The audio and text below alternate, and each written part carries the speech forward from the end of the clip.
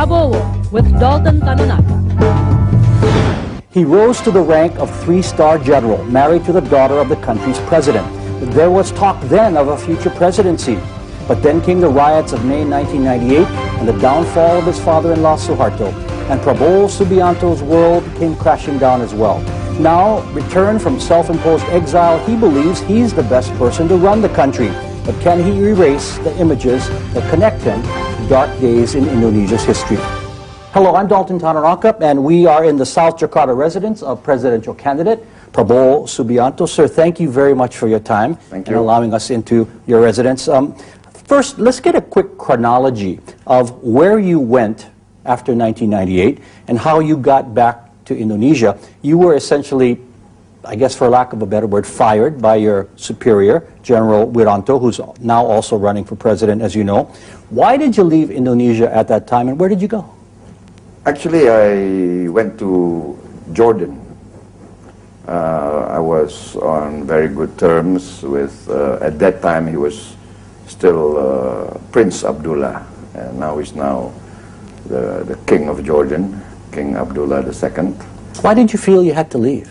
I felt actually that I needed space and needed some sabbatical. I considered sabbatical, and I thought that I would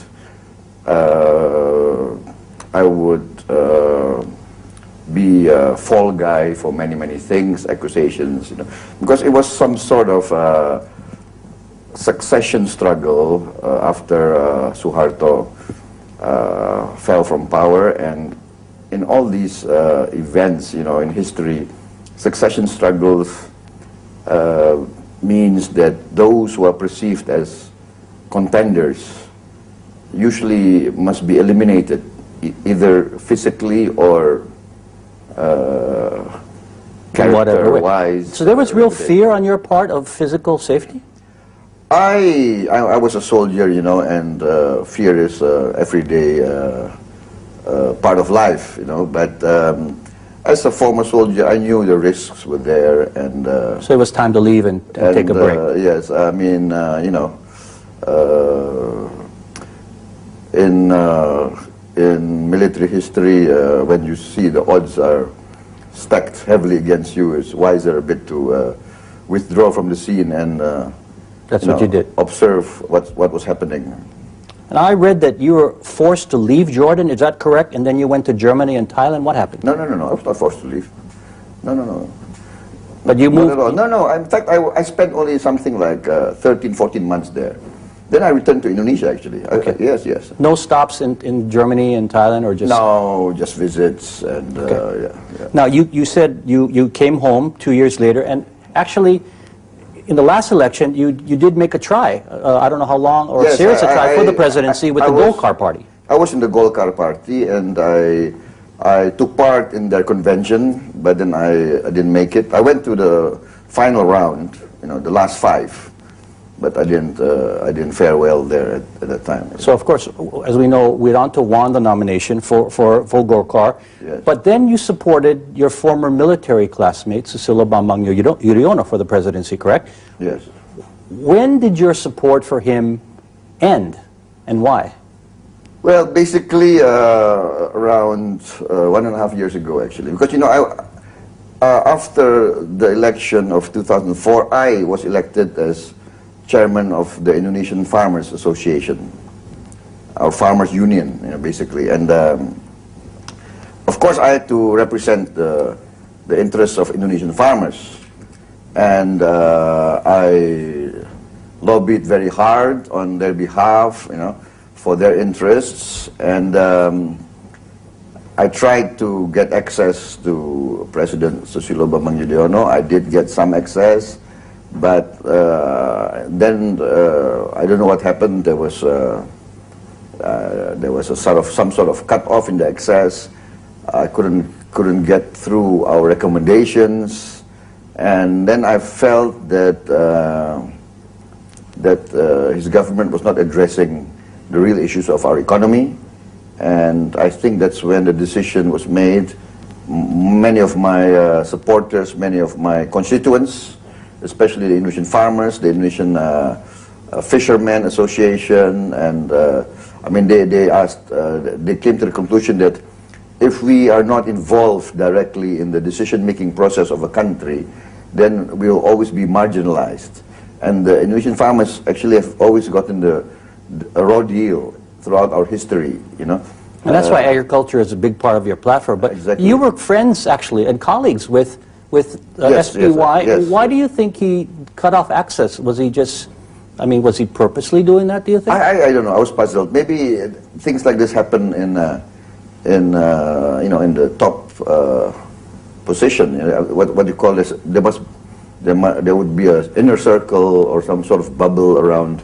I think it happens. But as you said, you represented a lot of people, so it wasn't. I was puzzled also. Yeah. Coming up, why Prabowo says he should be president, and some surprising supporters in his campaign.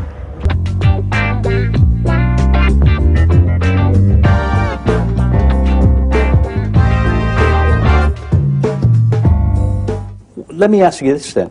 Why is now the time for Prabowo Subianto to be president?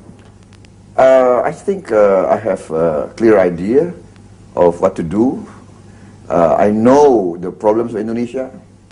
I think the fact that I left the army at that time, you know, and then I was forced into the real economy, you know, I had to go into business, and I went into the agriculture business. So I know the agriculture business, and then I was asked to represent the Indonesian farmers. So these past 4 years, I got to know very well the real essence of the Indonesian economy and our problem. And I think because of my hands-on experience and my empirical experience, I think I got a better understanding of the real problems of the Indonesian economy. You feel closer to the people because of this. Yes, and a more real understanding. You know, I know all the shenanigans of what the the business people have been doing, all the scams, all the you have to be in the real economy to know all these ways. And many of our professors, our ministers, our top leaders, you know, they don't know this because they have not experienced this.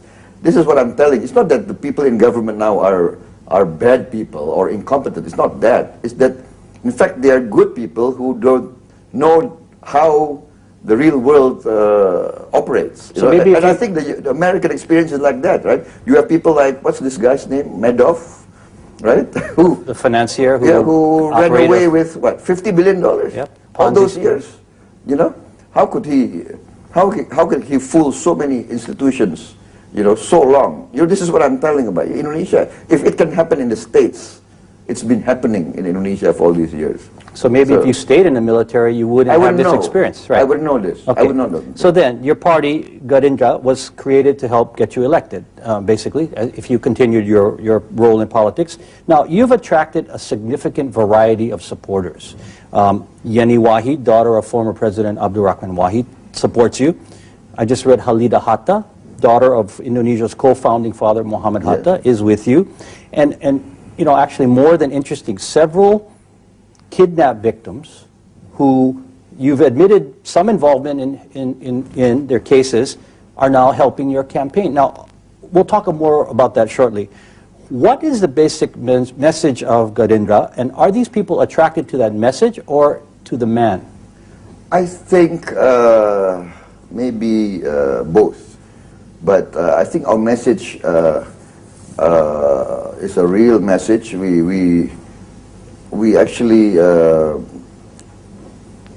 advocate, you know, a more equitable economic strategy and economic policy. What we are saying is actually what many American leaders, European leaders have found out, that this unregulated free market, you know, laissez-faire capitalist system brings many times what do you call it, suffering to the little people. I think this is what your President Obama has discovered and is trying to carry out. You know, a U-turn or a redirection of government policies towards so-called free market or laissez-faire capitalism. So this is what our argument is. Our argument is that throughout our 63 years of independence, now it's coming on to the 64th year of independence, there's no real, there is no real accumulation of national wealth.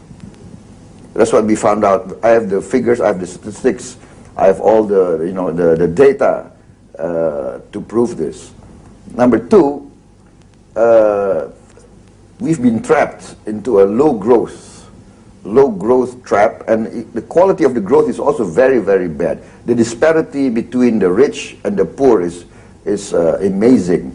So what we are saying is, this present system has not brought wealth to the Indonesian people. It's only brought wealth to a few Indonesians. Perhaps if you really calculate, maybe there are only 300 families in Indonesia who really enjoy real wealth. The others are just on the margin, eking out an existence, the vast majority of our people. So you want to lift everyone higher? What I'm saying is this is very dangerous. I always quote John F. Kennedy. John F. Kennedy, in his inaugural address, he said, if a free society cannot help the many who are poor, it cannot save the few who are rich. I'm just saying, because my family, I think, is part of the 300 families on top of the pyramid in Indonesia. And we'll get to that. Right? Okay. I mean, look, I don't need to go into this politics. I can just go, my hobby is riding horses and polo. I can just go ride horses somewhere in Argentina or something, But what I'm saying is, as a patriot, we see that this cannot be sustainable.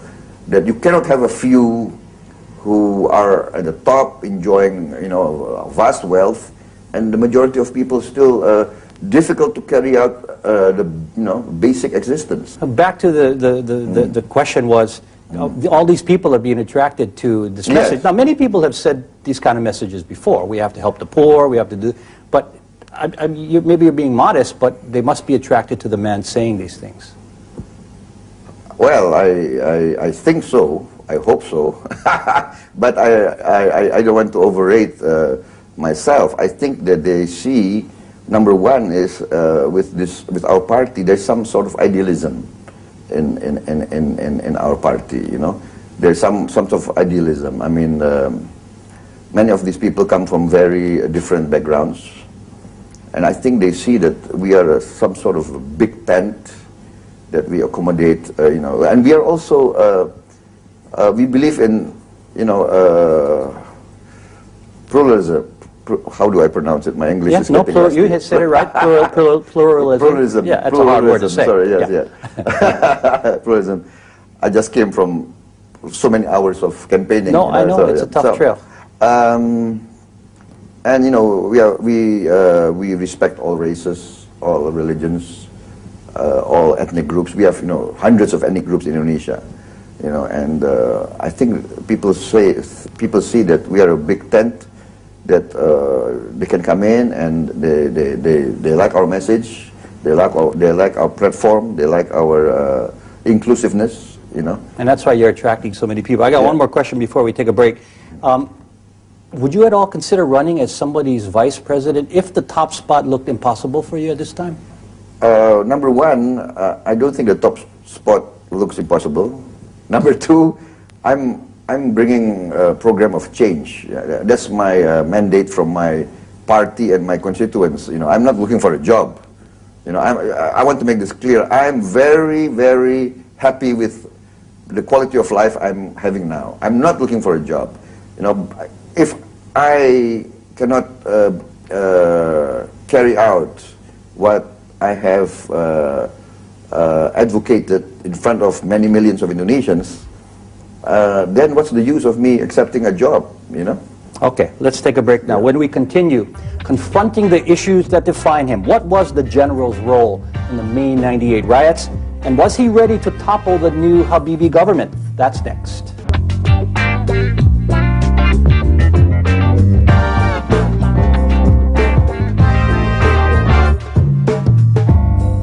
I'm Dalton Tanaka, talking with presidential candidate Prabowo Subianto in his South Jakarta residence. Sir, let's get right to the heart of the challenge that you face in winning this election. Let's start with May 22nd, 1998. A book just out by another former general recalls the day when you went to see the new President Habibie. You're familiar with the book. I haven't read the book. Okay, but you've heard what it's about. Was this a coup attempt, as the book suggests, when you went to see the newly installed President Habibie? If I wanted to carry out a coup, would I come alone to the presidential palace? I mean, you know, what coup d'etat in history of mankind is the leader of the coup coming alone to the palace? You didn't have some of your men surrounding the office along with the other men of General Wirantos? No. No.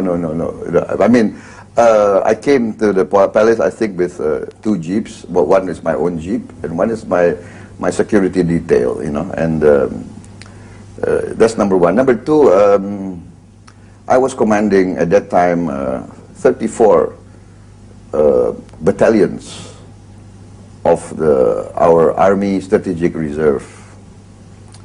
And I mean, you can ask all observers or all those who were in Jakarta at that time. I mean, I think there were no other force that had you know, any chance of combating me had I wanted to.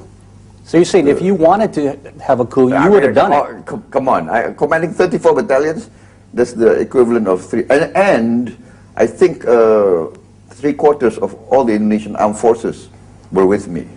They were all my friends, commanding Air Force squadrons, commanding the Marine Corps commander. You know, the Marine Corps, our Marine Corps commander at that time, from the Navy, he is now my campaign director, my national campaign director. I mean, that's how close we are.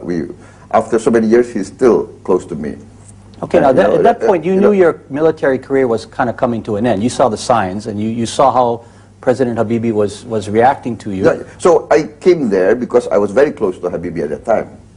And he always said, you know, Prabowo, if you have anything, any doubt, or you want, you know, you want to ask questions direct to me, please come to me.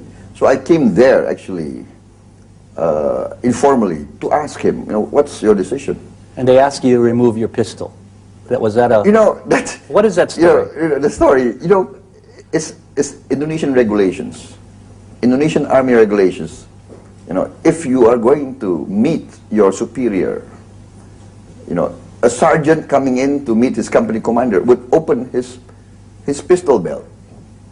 Even without a pistol, he would open his pistol belt. That's our standard operating procedure, is regulations. Because the implication was they're afraid you might use it, right? That was the... Yeah, of course. Yeah, that's what they're saying. I mean, I think they were paranoid, or you know, maybe they had hallucinations or something. So you went there, and why didn't you? Why didn't you take over or attempt to... Exactly. It never even occurred to me to want to take over power through unconstitutional means. I mean, and then I was educated as a Democrat. I was, you know, I'm by conviction, you know, not by circumstance or by forced circumstance. I do believe in democracy. I believe democracy is the only system that can be used in the modern world. You know, what other system is there? You know, monarchy doesn't work. You know, oligarchies are unjust.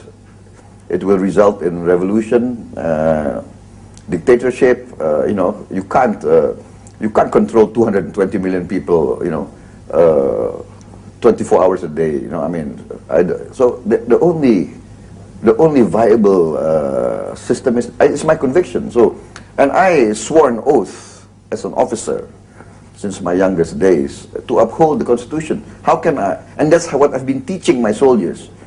For, you know, when I was a lieutenant, captain, all throughout my career, I've been teaching my soldiers, we have to uphold the Constitution. We have to defend the Constitution. And here I am, here, had I wanted to carry out Kudeta, I would be violating the Constitution. I'll be violating the things that I've been teaching my soldiers, you know. I was concerned that whatever happened, the Indonesian Army, number one, must not be split. That's my conviction, because I believe the Indonesian Armed Forces is an institution that can hold the country together in times of crisis. And our history has, I think, proven that. Did they give you the 2 weeks? No. He said, no, I want you to step down today. So I said, well, if that's your decision, sir, I'll carry it out. And I stepped down without, you know, without any resistance, without any dissenting speech. I just went back to the Army Chief. I said, okay, sir, I've talked to the President. I've verified, yes, it's his decision. He wants me to step down. Okay, I'll step down. I just want 1 hour. Give me 1 hour to clear my desk. And then... So you were a good soldier when you did that? I think so. Because yeah. if you really were, as critics say, a bad guy, you could have created a lot of problems, right? I think so. 34 battalions, and you know, come on. You see what happened in Pakistan? Of course. When General Musharraf was fired, you know, by the Prime Minister, he took over. What happened in Thailand? General Sonti, he was fired by Thaksin and he took over. And many of my friends, you know, the generals from other countries who knew me, they said, Prabowo, you're a stupid guy. You should have taken over, he said. For the sake of your country and your people. Sometimes you think about, sometimes you think about, should I have done that? When exclusive Prabowo continues, the charges of human rights abuses, were the kidnappings justified, and was alleged torture under his order?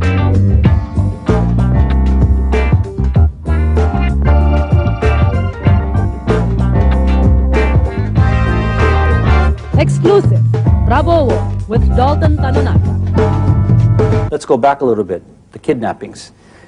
You've admitted, I've read, to involvement in the detention of activists and students in the course of your job as chief of the elite special forces, Kopassus, prior to Suharto's fall. Why was that necessary? Well, you know, under different administrations, different policies are being carried out, or were being carried out. I think it happens in all countries. So at that time, our overriding concern was stability. Stability, you know. And the fear was if there are destabilizing factors, we could disintegrate very fast, because we are a country of so diverse elements, so many races, so many religions, you know. And this was in the 90s, and I think that was the overriding concern of the Suharto administration. So you pulled people in, questioned them, did you? Yeah, so basically, you know, under one administration, it could be considered preventive detention, right? And in one aspect, you know, actually, we did prevent some of these activists. They were assembling bombs, you know. So and actually, perhaps in a different circumstance, we would be heroes. I would have got a medal or something, because my soldiers, you know, our conscience is very clear.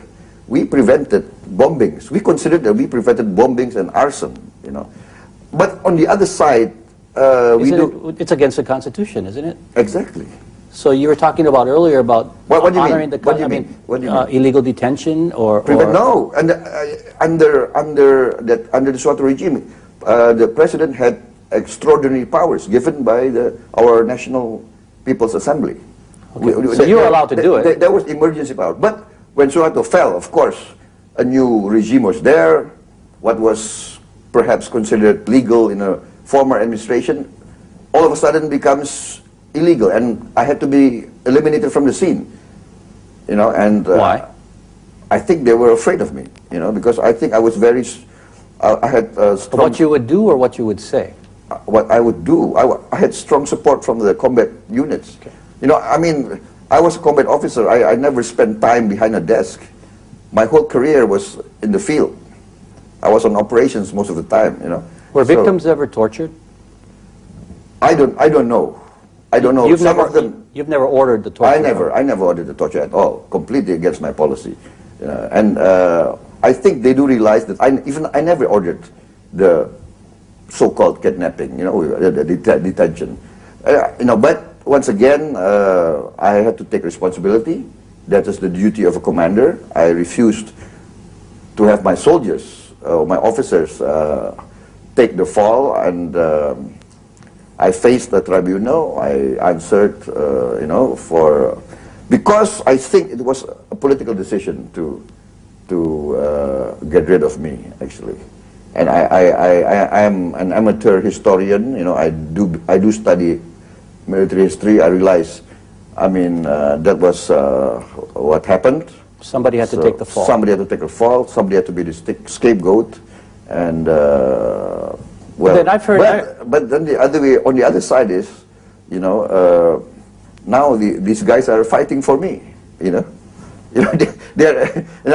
I always answer to some of these, foreigners or Westerners who ask us, put this in another context.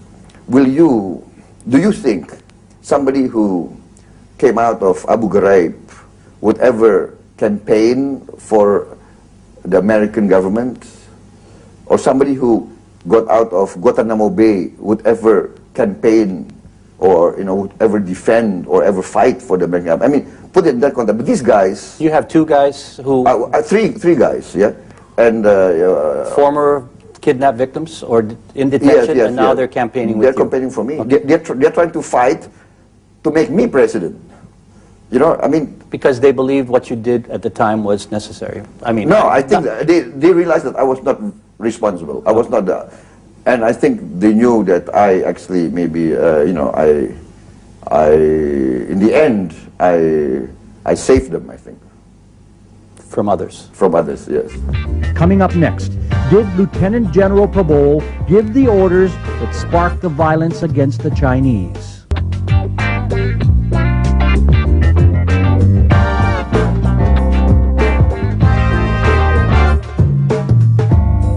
The violence against the Chinese in May '98. Were your forces involved at all, with or without your orders? Completely no. Completely no. It's ridiculous, those accusations. In Indonesia, any riots, any violence in the streets that involves mobs, involves mass, will turn out to be either racial or religious or ethnic. Or economic. Or economic. This is for instance, the Chinese are perceived as the wealthier class. The business people, the business leaders. Whereas actually it's not really true. We have many Chinese who are poor. We have many Chinese who are farmers. Do you know, it's ironically, I've been accused of being, behind these anti-Chinese riots, but now, Gerindra, we have a lot of Chinese members. Why? Because they know we are a party of the farmers. We have a lot of Chinese farmers in our party, thousands and thousands of them, and... so you did not... We have Chinese candidates, it's... You didn't stir up the violence against the Chinese to hasten the downfall of the government. Why would I do that? I was part of the government. I was the son-in-law of the president. I was a 3-star general at the age of 47. I just maybe had to wait my time to get my 4th star. What interest would it be for me to destabilize? If Suharto fall, I would be gone. When the Shah of Iran left, his whole family gone, and all the generals supporting him were gone. In fact, there was the American defense attaché at that time. Maybe he wanted to protect me, or maybe he wanted to, I don't know, maybe he wanted to frighten me, I don't know. But he said, he told me, do you know, General, when the Shah of Iran fell, a lot of his generals were shot. They were brought to the wall and shot. Sir, people might be listening and say, of course, he's going to deny, or any candidate would deny any involvement in any crimes against the public because they want to win the election. Why should voters believe what you're saying? Well, put it the other way around. Why am I getting a lot of support now? Why don't you come with me on my campaign trail? You can check all the correspondence. Who has been drawing the biggest crowds up to now? You know, when I take my leave from the crowds, they refuse to let me go. They say, no, go on, go on. And I said, no, I've lost my voice. Sir, can you tell us now then a name who was mainly responsible for the events of May 1998? I have my beliefs, my conviction, but you know, in this type of things, can I prove in a court of law beyond a reasonable doubt? You know, it's difficult. So if I mention a name or names, you know, I can be sued, and then if I cannot prove beyond a reasonable doubt, it's going to backfire on me. I think. I understand, but you know who did it. You know who. I have strong. What do you call it? Beliefs, but it's my belief. It's my conviction. It's my assessment. It's my analysis. Can I go to court of law and convince the court? You know, but I think, you know, history, in the end, will be the true judge. And I think when you add everything up, you know, there will be historians and analysts who will come to judgment.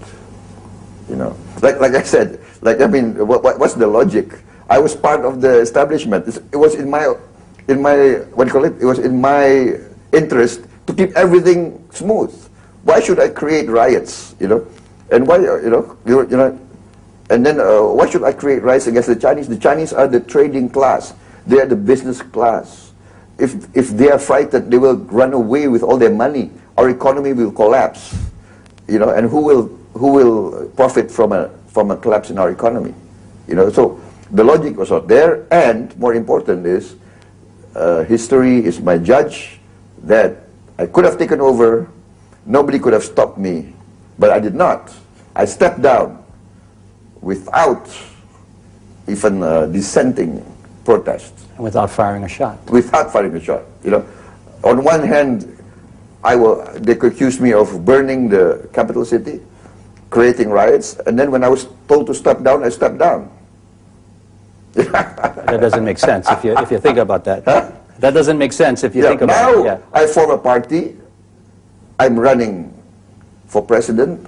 I'm asking for a mandate, you know, for the people, because I do believe in democracy, you know. And if you believe in something, you must give an example, you know. I have to give an example that I am convinced. Even now, many people are asking me, "You're chairman of the Farmers Association. You know, theoretically, you can bring what, 200,000 farmers to Jakarta, 300,000 farmers. I'm also chairman of the Indonesian, you know, Small Traders Association. They're in the traditional markets. You know, I mean, I can call a national strike. I can call a national strike next week. Maybe I can close all the markets of Indonesia down. You know, I mean, but no, I said no. I don't want to do actions that are extra-constitutional, unless we are forced. I mean, you heard there are indications a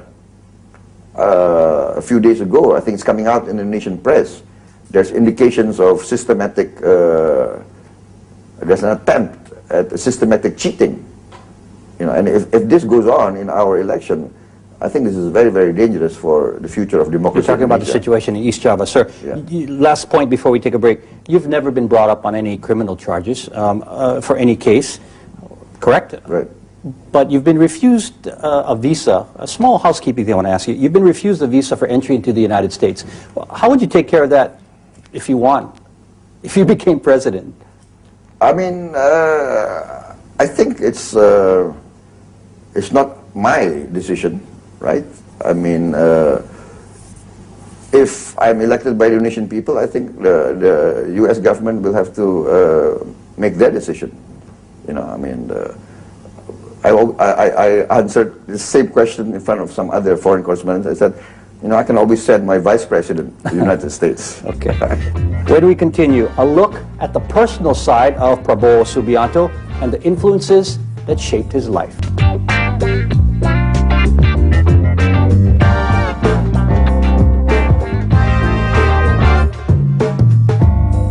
My conversation with Garinja's Prabowo Subianto continues now. Sir, people want to know a little bit about the man and his personal life a little bit. And forgive me if I get too personal, but I want to ask you, because it was a famous and high-profile marriage, when and why did your marriage to Titi Suharto end? I think it was, what, 5, 6 years ago? Yeah, I think after I left for Jordan, I think, yeah. You know, it was personal reasons, you know, some marriages last, some marriages break down. How are you with the Suhartos today? I think better. Yeah, at one time, I think they considered me some sort of. I think at one time I was accused of being a traitor to the family. I mean, I read accounts where at a family meeting somebody came up to you and like stuck a finger in your face and said, I'd never step foot in my house again. Was that true? Yeah, it was true actually. Yes. But you know, that's why one of the reasons why I do believe in democracy, you know, and freedom of the press, because in an authoritarian regime, you know, palace intrigues and rumors can make perception seem real.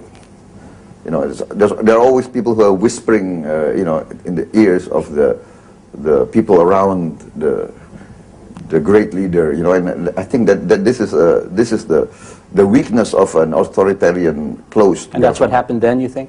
I think so. I think there was you know, intrigues, and so I was accused of being not loyal to you know, President Suharto.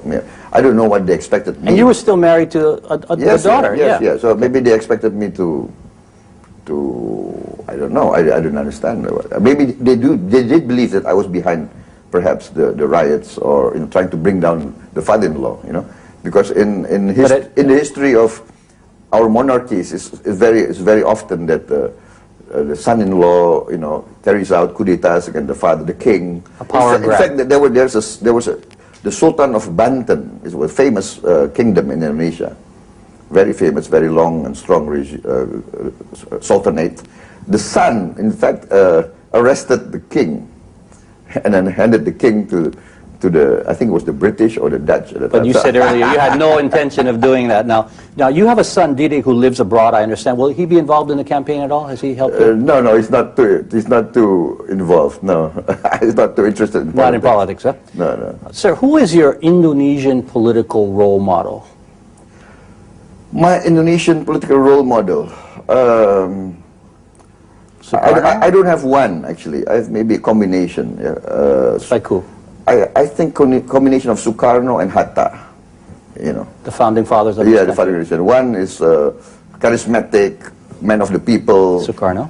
Sukarno, you know, relates to the common man, and the other is the intellectual administrator, you know, the manager who is cool, more rational, less charismatic perhaps, but still both are patriots. So like the CEO, both were patriots. The CEO and the COO, the operating officer. Yes, both were very patriotic, you know, and both were very you know, pro-poor, and because they experienced colonialism, they experienced imperialism, and they experienced the 30s when the capital system collapsed, you know, in the 1929 crash. So they saw the suffering of the people at that time. So you're using images and slogans of Barack Obama in some of your campaign advertising. What's the point of that besides tying to a winner? You know, Obama went to school in Indonesia, you know, and I think he had also an Indonesian stepfather. So many Indonesians are very proud of that fact. You never played with him as a child? No, I don't. Okay. But you like his mantra and his slogan of change. That's what your similar campaign yes, slogan. I think so. Yeah, I mean, Okay. Now, there was a much publicized meeting this week between you and former President Megawati Soekarnoputri. Yes, What was that about? I'm on good relations with her, you know, and I respect her. And you got any deals with her? No. We were talking about this indications of systematic cheating. In fact, we are very concerned. You know, we are very, very concerned. If this is not really addressed very soon, I don't know if you can have a free and fair election. Really, it's that serious? It's very, very serious. You mentioned this earlier. You're a wealthy man from business investments with your brother. You open yourself up when you run for office to daily attacks from all sides. Why do you need all this? I think it's sense of duty to my people. Yeah. I think as an Indonesian patriot, if we see our country in difficulties, and I do see my country in a very bad state now, you know, and the stakes are very high. I don't want to see Indonesia break up. I think the alternative, if we don't get our act together, if we don't clean up our act, if we don't bring economic prosperity very fast to our people, I think the alternative is very, very, you know, it's a nightmare. I mean, it's scary. You know, you have 200 million people, 100 million who are poor, hungry. You know, you can see the radicals coming in, you can see demagogues, and then you can see religious strife, ethnic strife, civil war. It is scary. I don't want this. I think it's my duty now to provide an alternative. I'm giving a message of hope. I'm telling my people we are rich. It's just the, you know, the incompetence, mismanagement of our elite. If we get our act together, I'm sure we can you know, get back. You know, and I mean the Koreans don't have natural resources. The Japanese don't have natural resources.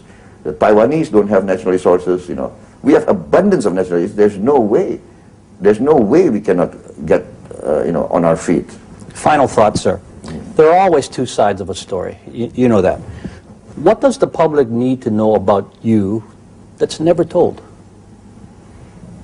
I don't know. I think I've been the most scrutinized and, you know, talked about. You know, I think one of the figures. I think now they're realizing that exactly what you said. I mean, I'm not in this game. I don't consider politics a game. I don't consider my running for office. I consider it, what do you call it? Noblesse oblige, the French would call it, you know.